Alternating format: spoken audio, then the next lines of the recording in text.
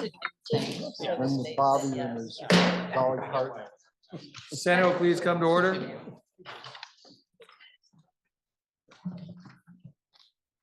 Today's devotional exercises will be conducted by Reverend Rick Swanson of the St. John's in the Mountains Episcopal Church of Stowe.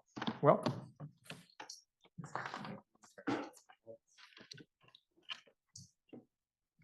I invite those who are able to please stand.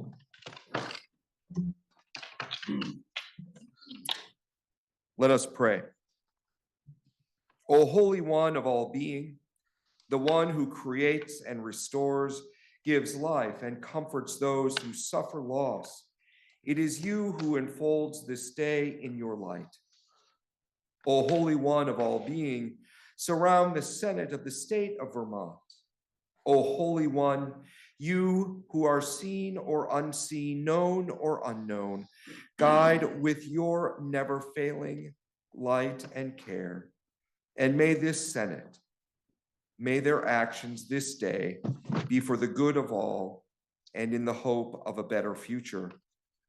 O Holy One, in whose heart we are loved and through whose arms we are held, we raise this prayer with thanksgiving and joy.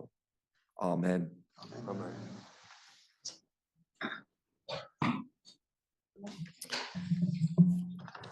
Are there any announcements? I believe there's one, Senator from Chittenden Central.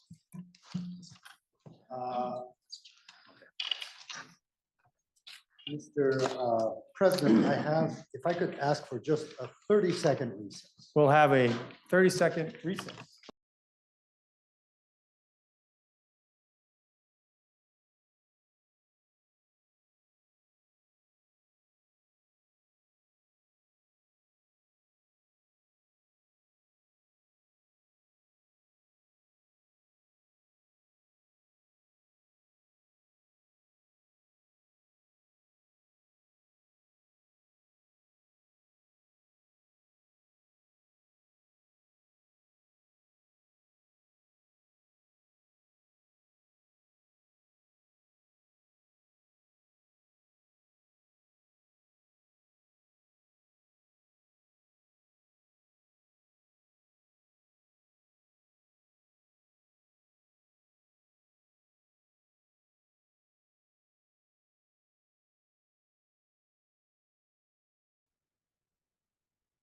Forgot to, and I'll do it again.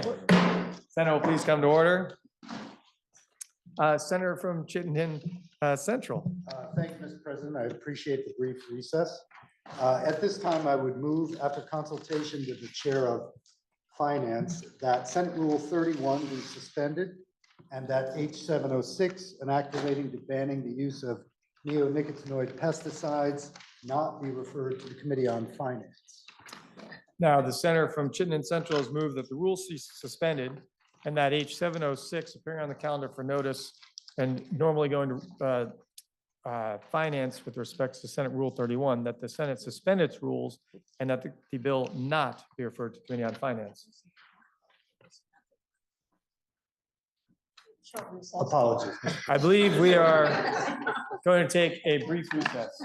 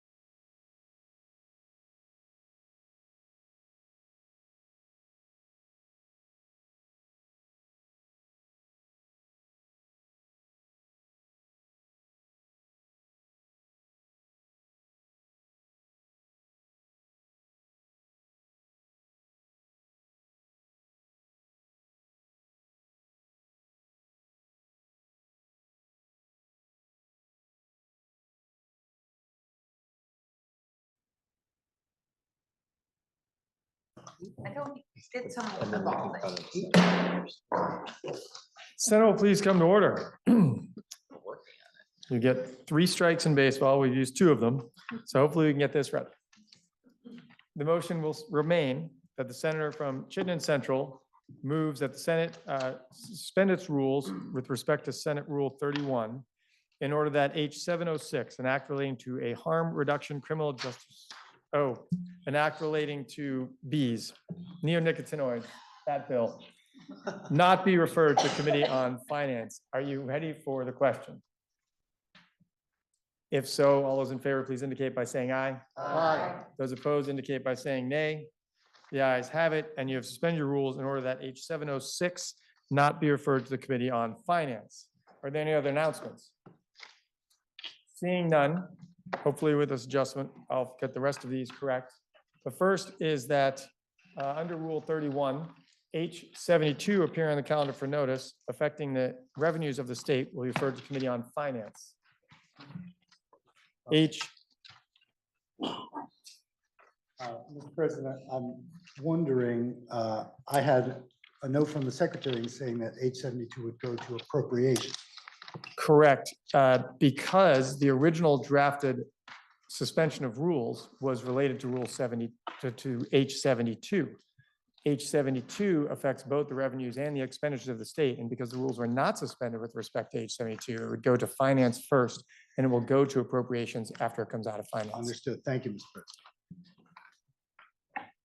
Okay, so I have before me H233. H233 appearing on the calendar for notice affecting the revenue of the state will be referred to Committee on Finance. I have, and this should be correct, H706. H706 affecting the expenditures of the state and having the rules suspended with respect to the revenues of the state will be referred to Committee on Appropriations. We now have H879. H879 affecting the expenditures of the state will go to the Committee on Appropriations, and H882 affecting the expenditures of the state will go to Committee on Appropriations. I have a gubernatorial appointment to refer. Please listen to the reading of the appointment. Well, it says read. Read it. All right. The appointment by the governor is to appoint Zoe Saunders of Northam Road in Shrewsbury as the Secretary of Education for a term from and including April 15th, 2024 to February 28th, 2025, until a successor is appointed and has qualified, be referred to the Committee on Education. I have a joint resolution for introduction, Joint Resolution 10 relating to Girl State. Please read the reading, please listen to the reading of the resolution. Chair H10, joint resolution authorizing the Green Mountain Girls State Educational Program to use the State House facilities on June 27, 2024. Now you've heard the reading of the resolution. The question, we will place it on the calendar for action. Now we're going to get to the orders of the day. We are passing over S25, and we are also passing over H868, which means that we are up for third reading on H629. H629 is an act relating to changes to property tax abatement and tax sales. It can be found in the calendar on page 2551. Are there any amendments for third reading? Senator from Addison. Thank you, Mr. President. The amendment is being passed out. This amendment, as you might recall, we had a question and a good idea from the senator from Chittenden South related to including email list of ways that people can contact the clerks related to abatement. This amendment does just that. So the way you'll see as you get it, that it's drafted, it includes all the other things that already were listed. But the last one, it adds or by emailing, and then the clerk would put the clerk's email address in there. So I thank the senator in his absence for this idea, but the Government Operations Committee thought this was a good idea, and that's what this amendment would do. Thank you, Mr. President.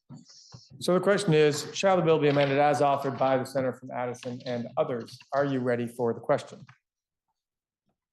If so, all those in favor, please indicate by saying aye. Aye. Those opposed indicate by saying nay. The ayes have it. You have amended H629. Are there any further proposals of amendment? Seeing none, please listen to the third reading of the bill. H 629, an act relating to changes to property tax abatement and tax sales. Now you've heard the third reading of the bill, and the question is, shall the bill pass? Are you ready for that question? If so, all those in favor, please indicate by saying aye. Aye. Those opposed indicate by saying nay. The ayes have it, and you've passed H 629. We now have up for consideration H 247. H 247 was read for the first time and was referred to the Committee on Health and Welfare, which considered the same and recommends that the bill ought to pass. The bill is then referred to Committee on Finance, which also considered the same and recommends that the bill ought to pass.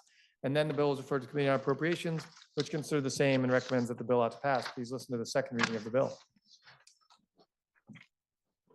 H 247, an act relating to Vermont's adoption of the Occupational Therapy Licensure Compact. Now you've heard the second reading of the bill. For the report of the Committee on Health and Welfare, the senator from Rutland. Thank you, Mr. President. On behalf of the Health and Welfare Committee, I'm reporting H 247, an act related to Vermont's adoption of the Occupational Therapy Licensure Compact. Recognizing that my Rutland colleague has refamiliarized the chamber with a section-by-section summary of compacts, I'll be more compassionate with you. The Health and Welfare Committee understands and embraces the compact concept. This particular bill moved through the committee quite rapidly. The bill's origin, again, I'd like to kind of give a background on where the bill came from. In this case, this was drafted and reported by Representative Mary Catherine Stone, Burlington, Chittenden 14, who is a licensed occupational therapist at the UVM Medical Center, then passed through the House Committee on Healthcare. So what are occupational therapists? Just to allay any misconceptions, to quote Representative Stone, occupational therapists help people of all ages from womb to tomb. These highly trained specialists allow meaningful participation in life activities, how we occupy ourselves. So therein lies the term occupational therapist. Typically, or typical patient interactions with occupational therapists include adaptive equipment, home safety, home accessibility, caregiver training, cognitive memory tools, and returning to work. The settings that occupational therapists work in include home health, schools, nursing facilities, skilled nursing facilities, inpatient acute care, rehabilitation hospitals, and outpatient clinics. So the problem that we're trying to solve with the bill is Vermont's occupational therapy labor shortages. It's number one. Number two, bureaucratic hurdles for cross-border licensing. The solution, join 28 other states in the Occupational Therapist Compact. Stepping through the bill very quickly. As most compacts, there is little flexibility in the language of the compact. This one's dense at 41 pages. So my section by section may take a little time to get through, but I'm not going to go that way. We're updating 26 VSA Chapter 71. Sorry, Senator, you might want to wait till the disturbance in the front row from Northeast Kingdom area, Senator, who's in talk about. You may continue. Thank you, Mr. President. So the compact objectives, the occupational therapist compact objectives. And I offer this and emphasize this to address some of the concerns expressed by the Senator from Orleans in the last compact conversation on the floor. So number one, increase the public's access to occupational therapist services through mutual recognition of other states' licenses. Second, support spouses of relocating military members who are occupational therapists. Third, enhance the exchange of licensure, investigative, and disciplinary information between member states. To participate in the compact, a member state must have the following, meet the following criteria. They need to participate in the compact status system, which will become more apparent for the rationale why in a moment. To have a mechanism in place to receive and investigate complaints about licensees. Also to notify the commission of any adverse action against or investigative information about licensees. Fourth, to consider criminal history records of applicants. And fifth and final, to require continuing education for renewal. And the Vermont, the proposed bill, H 247 satisfies those requirements. The licensee, very simply, must hold a license in their home state and have no encumbrance on their license. The compact establishes the Occupational Therapy Compact Commission. Vermont would assume 1 seat, 1 vote on the commission. And this is the rulemaking body for the compact. OPR would conduct criminal background checks and the bill sets the biennial OPR privilege to practice fee at $50 for a licensee from a remote state, and from a Vermont in-state fee being $180. The effective date is July 1, 2025. The negative aspect to the bill is there's a slight loss of revenue of roughly $19,000 per year from licensing. Those who currently register from out of state. We received testimony from the bill sponsor, Representative Mary Catherine Stone, Chittenden 14, from the Secretary of State's Office of Professional Regulation, General Counsel, our own Nolan Langwell, Joint Fiscal Office, and our own Office of Legislative Counsel, Jen Carvey, the Director and Chief Counsel. The committee vote was 5-0-0, and I welcome the full chamber to join health and welfare in supporting H 247. Thank you, Mr. President. The bill is then referred to the Committee on Finance, which also considered the same, and for the report of the Committee on Finance, Senator from Windsor. Thank you, Mr. President. The Finance Committee did consider this bill. The reporter of the bill has already mentioned that the loss of revenue to the state would be from out-of-state therapists getting to practice in Vermont by virtue of the compact, as opposed to getting an independent Vermont license. But we concluded as well that impact would be de minimis. And the vote in committee was 5-0-0. I'm sorry, 7-0-0. The vote on the other committee was 5-0-0. 7-0-0, and we recommend passage of the bill. We continue to have math problems on this Senate Finance Committee from earlier in the year as well, if you recall. The bill is then referred to the Committee on Appropriations, and for the report of the Committee on Appropriations, Senator from Chittenden Southeast. Thank you, Mr. President. Appropriations also reviewed this with concerns about the monies available to the Secretary of State to manage the program. In addition to the work that will go on to initiate, as part of the initiation of the compact, there's a $10,000 cost to implementation, and that will be borne within the Secretary of State's budget. So the revenue loss will also be important to the Office of Professional Regulation and will also be compensated for as the budget is completed. Thank you, Mr. President. The Appropriations Committee voted unanimously to support the bill. Question is, shall the bill be read a third time? Are you ready for the question? If so, all those in favor, please indicate by saying aye. Aye. Those opposed indicate by saying nay. The ayes have it, and you vote third reading of H 247. It's my understanding we're passing over H 27, which would bring us to H 649. H 649 was read the first time, referred to Committee on Government Operations, which considered the same and recommends that when the bill is amended, the bill ought to pass. The bill is then referred to Committee on Appropriations, which also considered the same and recommends that when amended, the bill ought to pass. Please listen to the second reading of the bill. H 649, an act relating to the Vermont Truth and Reconciliation Commission. Now you've heard the second reading of the bill. For the report of the Committee on Government Operations, the Senator from Chittenden Central.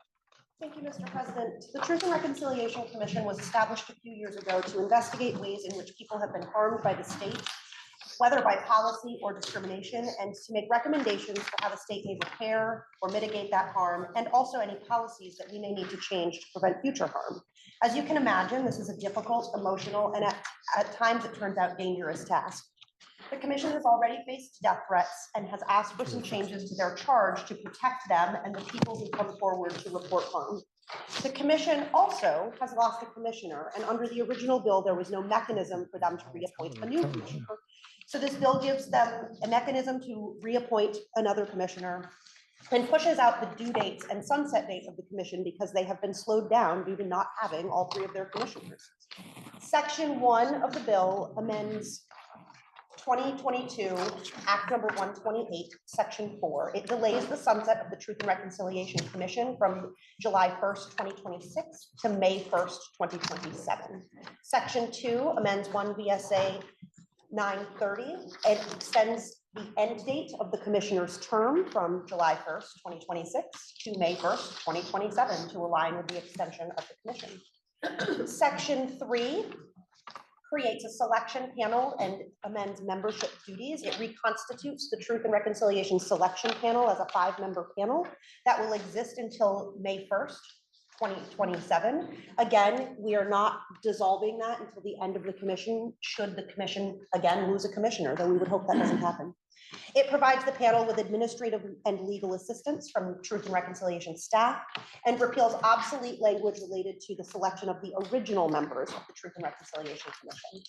Section 4 adds a provision requiring the selection panel fill any vacancies on the Truth and Reconciliation Commission within 60 days after the vacancy occurs. Section 5 requires that the selection panel to fill an existing vacancy on the Truth and Reconciliation Commission within 60 days after the panel members are appointed. Section 6 provides the selection panel with the authority to remove a commissioner for incompetence, failure to discharge their duties, malfeasance, illegal acts, or other actions that the panel determines would substantially and materially harm the credibility of the Truth and Reconciliation Commission or its ability to carry out its work. Removal does require a majority vote of the panel after notice and an opportunity for hearing. Section 7 repeals the Truth and Reconciliation's rulemaking authority to ensure that the Truth and Reconciliation Commission qualifies as an advisory body under S55. This is important because one of the requests that we were asked for was an allowance that the Truth and Reconciliation Commission be allowed to have all remote meetings. And because of our changes in S55, that was easy to accomplish by making sure that they were fully an advisory body. They testified that they have never used the rulemaking authority that was given to them, and they don't expect to need to. This allowed us to give them the protections they were asking for without creating a full exemption of open meeting law.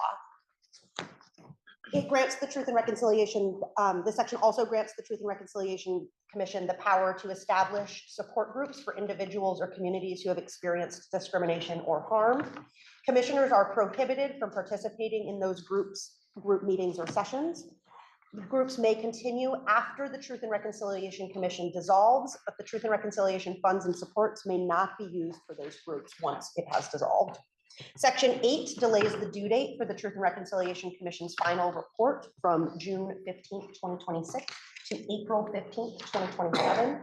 It delays the due date for the draft of the final report from January 15th, 2026 to October 15th, 2026. It does require that both the draft and final report will include a bibliography, a summary of the interviews utilized in preparing the report, and information regarding where the public can access the full information and materials that are used to create the report.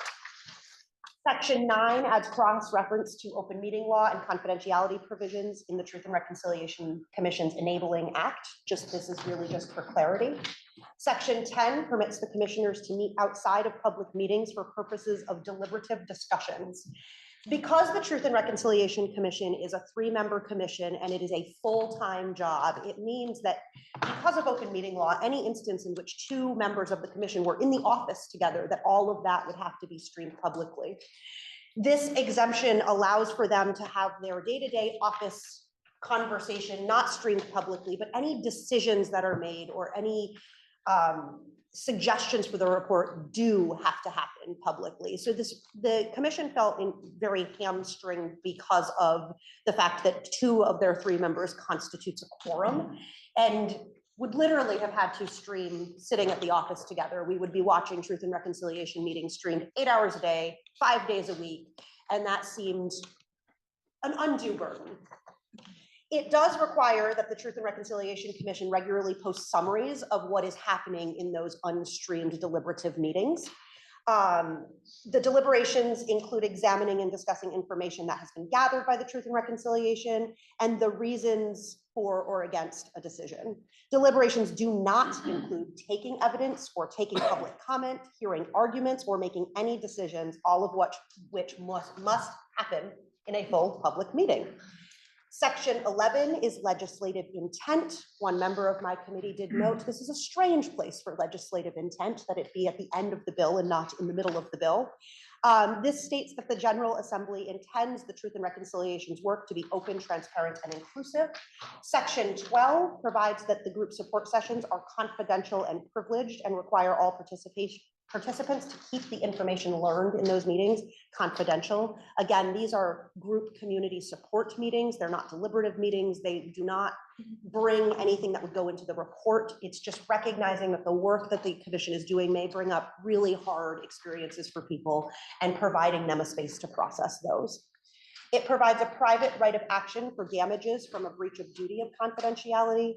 It does not prohibit disclosure under mandated reporting, however.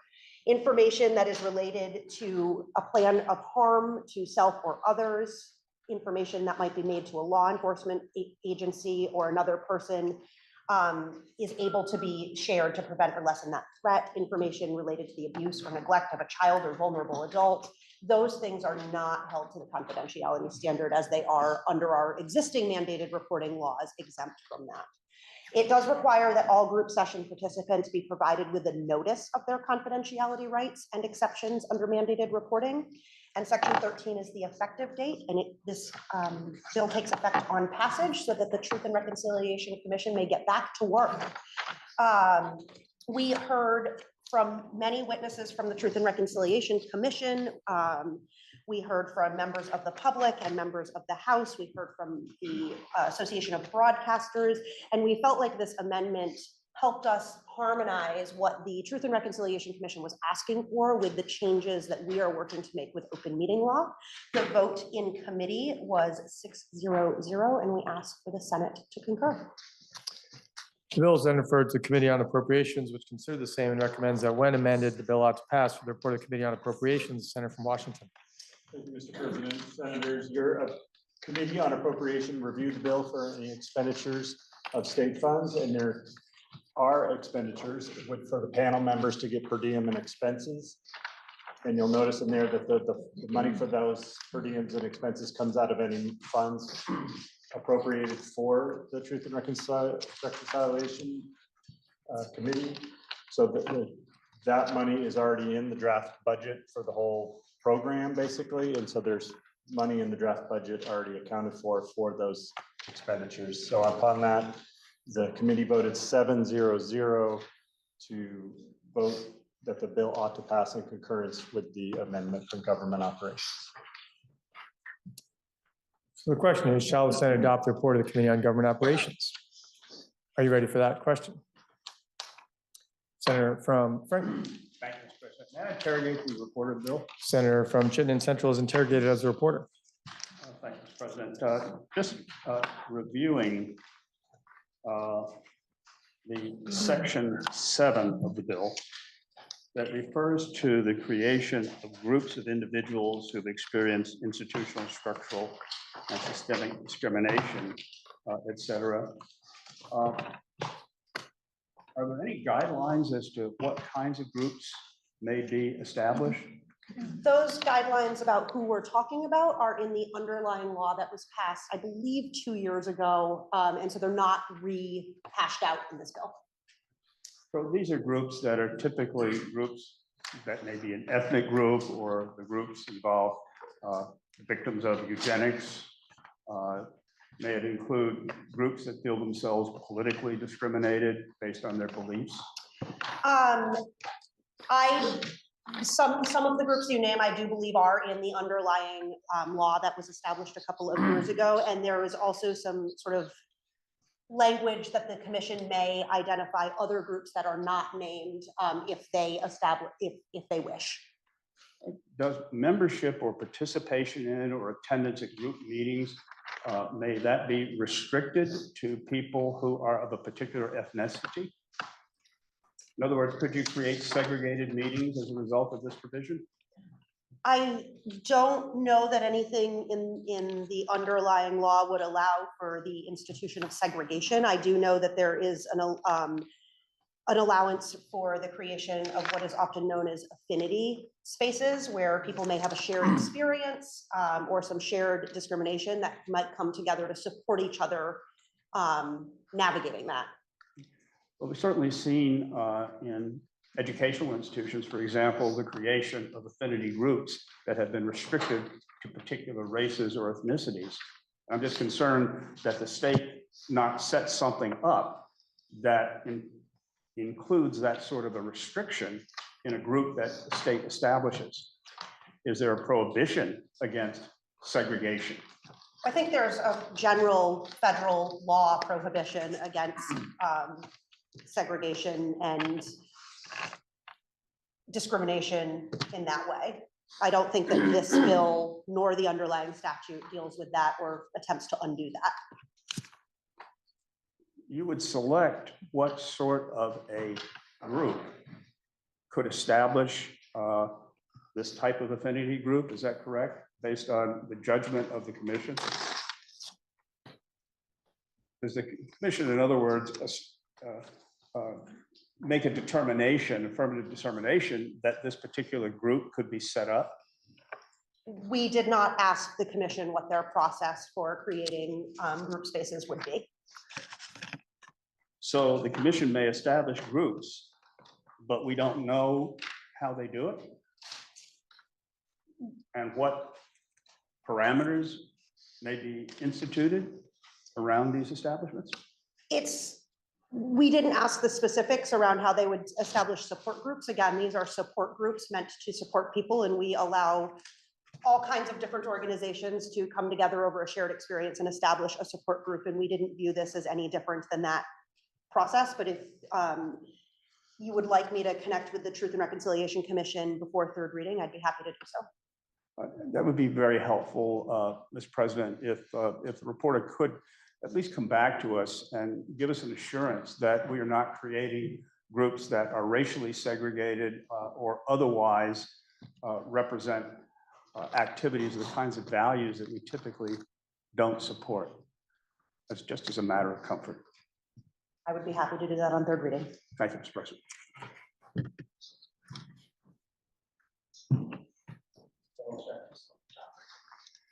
Question is, shall we adopt the report of the Committee on Government Operations? Are you ready for the question? If so, all those in favor, please indicate by saying aye. Aye. Those opposed indicate by saying nay. The ayes appear to have it. The ayes do have it. You've adopted the report of the Committee on Government Operations. The question now is, shall the bill be read a third time? Are you ready for that question? If so, all those in favor, please indicate by saying aye. Aye.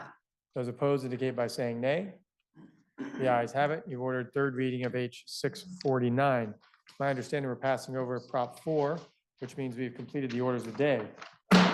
Other announcements, Senator from Chittenden Central. Thank you, Mr. President. Pending announcements, I would move that the Senate stand in adjournment until 9:30 a.m. Tuesday, April 23rd. Are there any announcements? Senator from Addison. Thank you, Mr. President. I would like to suggest that we take up a few confirmations, which can be found on page 2624 of today's calendar. I believe we will take up the first, second, and fourth of the underlined appointees. But before that, I would like to make a motion that we suspend the rules and take up the fifth one for a vote without discussion, without a report.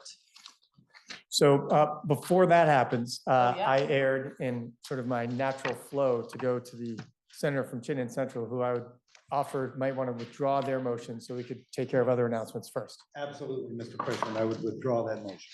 Without objection. Senator from Addison, your motion was to take up the fifth confirmation at this time? Correct, with that report. correct. Okay. Thank you, Mr. President.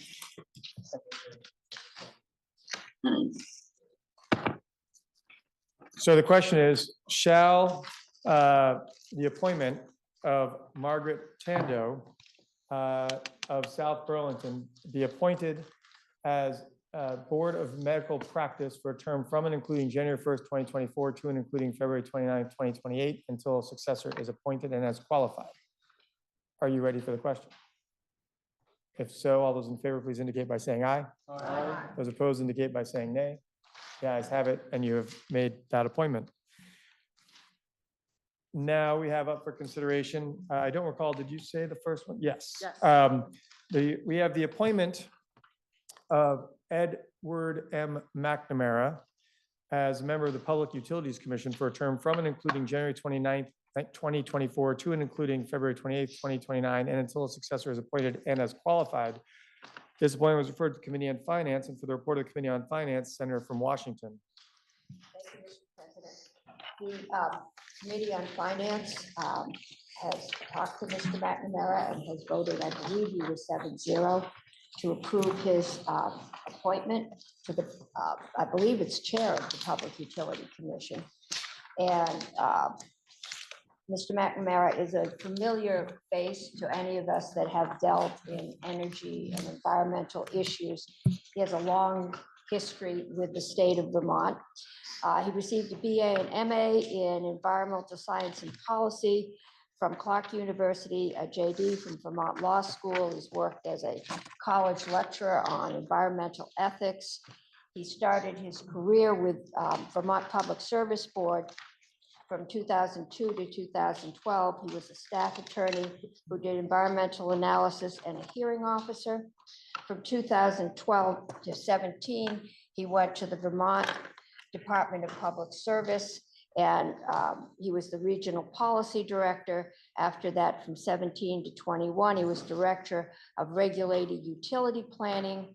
And from 2022 to the present, he is the general counsel for the Vermont Agency of Natural Resources. Your committee found that Mr. McNamara had a breadth of knowledge and experience, and we feel that he would be an excellent addition to the PUC. So the question is, shall the appointment of Edward McNamara of Montpelier be confirmed as the chair of the Public Utility Commission? Are you ready for the question? Roll call. Senator from Rutland is requesting a roll. Are you ready for the question? If so, the secretary shall commence to call the roll.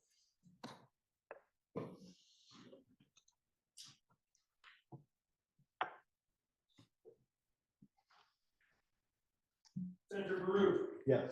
Senator Bray, Yes. Senator Brock, Yes. Senator Campion, Yes. Senator Chittenden, Senator Clarkson, Yes. Senator Collmore, Yes. Senator Cummings, Yes. Senator Hewley, Yes. Senator Hardy, Yes. Senator Harrison, Yes. Senator Hashim, Yes. Senator Engel, Yes. Senator Kitchell, Yes. Senator Lyons, Yes. Senator McDonald, Yes. Senator McCormack, Yes. Senator Norris, Yes. Senator Pershman, Yes. Senator Ron Hinsdale, Yes. Senator Sears, Senator Starr, Yes. Senator Bihowski, Yes. Senator Watson, Senator Weeks, Yes. Senator Westman, Yes. Senator White, Yes. Senator Williams, Yes. Senator Renner, Yes. Senator Chittenden, Senator Sears, Senator Watson,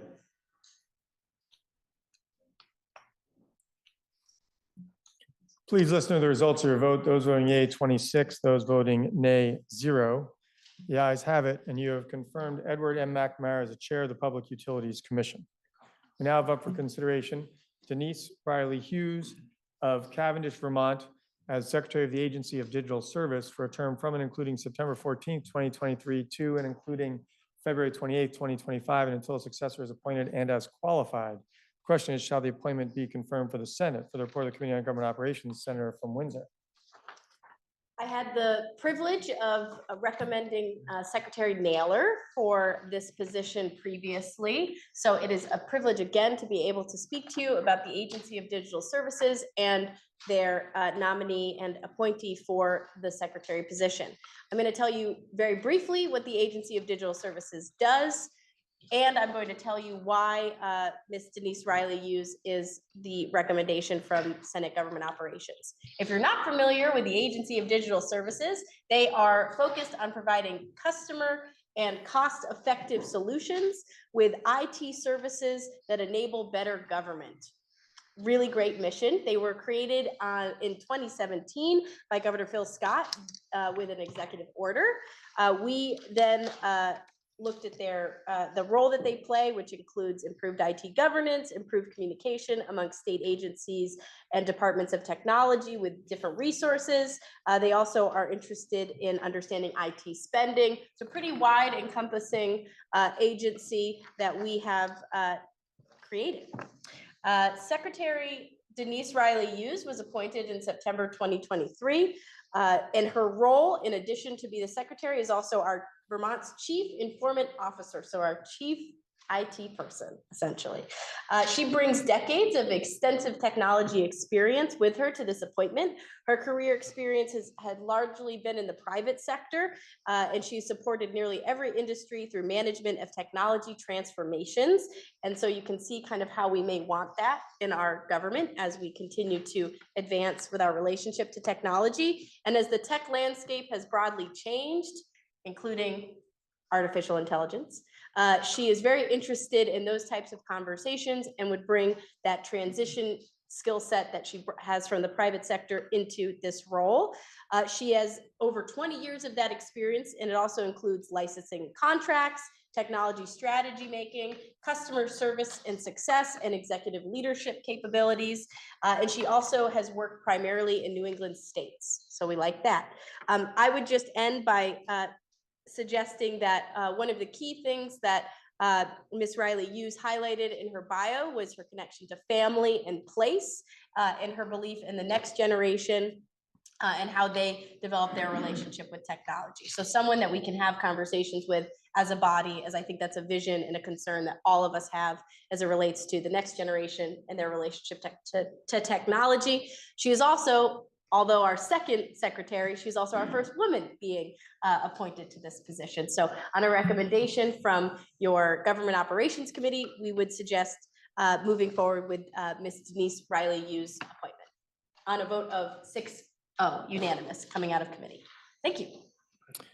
So the question is, shall the appointment of Denise Riley Hughes of Cavendish as the Secretary of the Agency of Digital Services be confirmed by the Senate?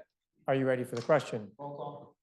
Roll call by the senator from Rutland. Are you ready for the question? If so, the secretary shall commence to call the roll.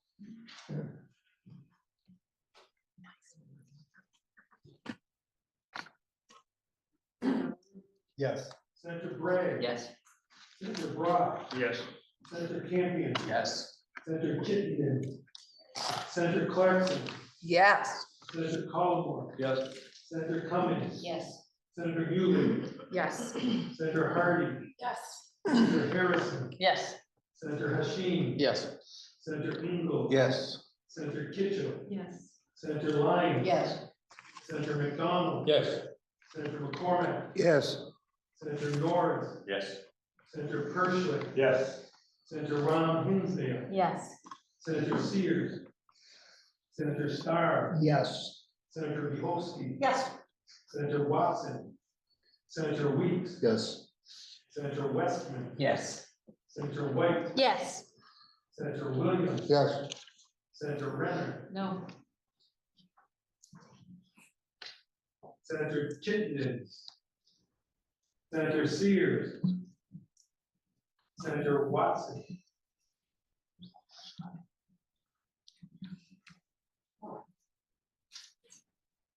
Please listen to the results of your vote. Those voting yea, 25, those voting nay, 1.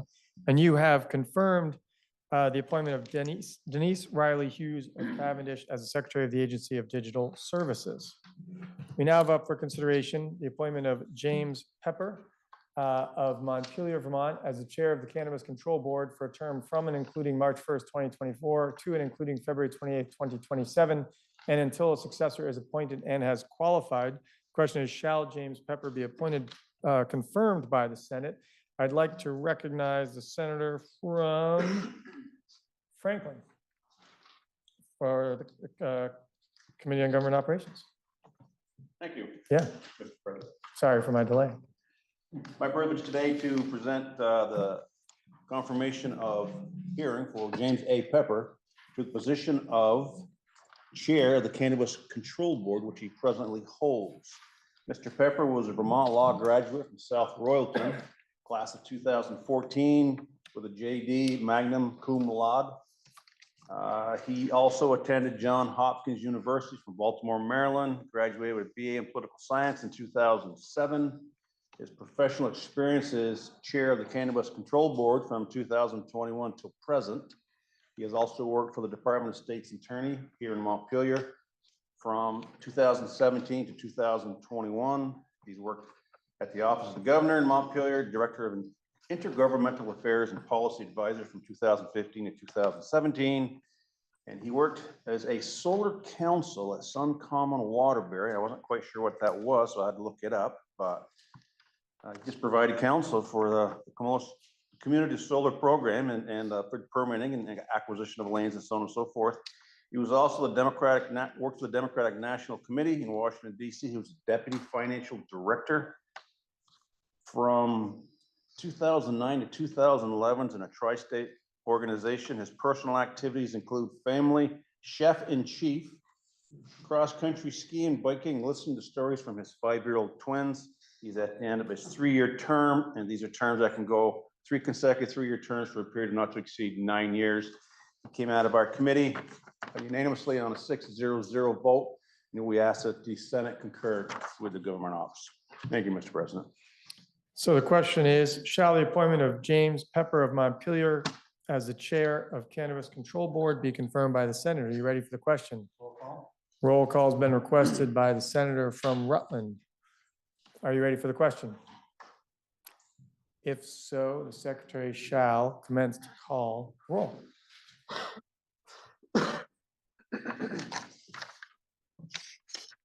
Senator Baru. Yes. Senator Bray. Yes. Senator Brock. Yes. Senator Campion. Yes. Senator Chittenden. Senator Clarkson. Yes. Senator Collmore. Yes. Senator Cummings. Yes.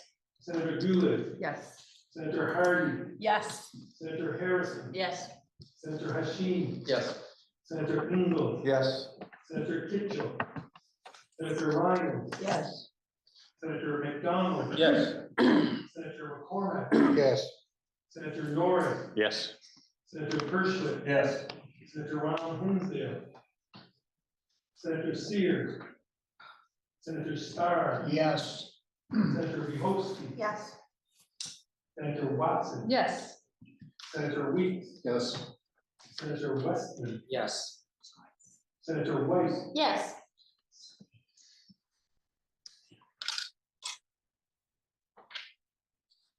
Senator Williams. Yes. Senator Renner. Yes. Senator Chittenden. Senator Kitchell. Senator Ron Hinsdale. Senator Sears.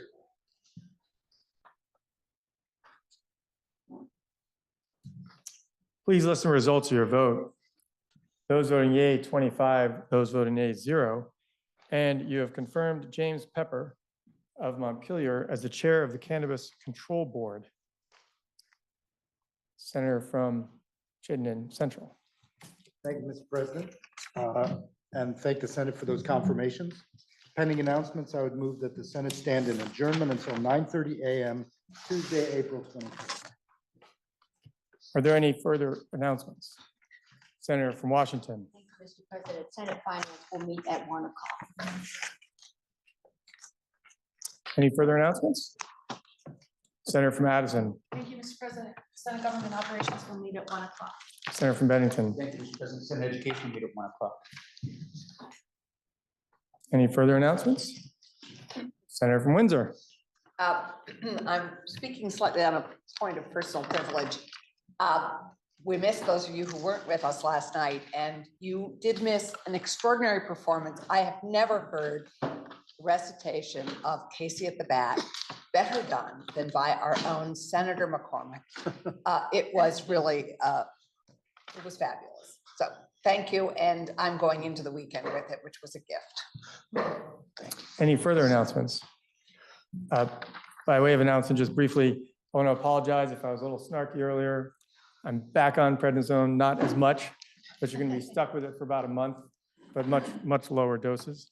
And also, I think it's just fitting that you appointed the chair of the Cannabis Control Board the day before 4/20. Now, the senator from Chittenden Central has moved that the Senate now stand adjourned until Tuesday, April 23rd at 9:30 a.m. Are you ready for the question? If so, all those in favor, please indicate by saying aye. Aye. Those opposed indicate by saying nay. The ayes appear to have it. The ayes do have it, and the Senate will stand adjourned until Tuesday, April 23rd at 9:30 a.m.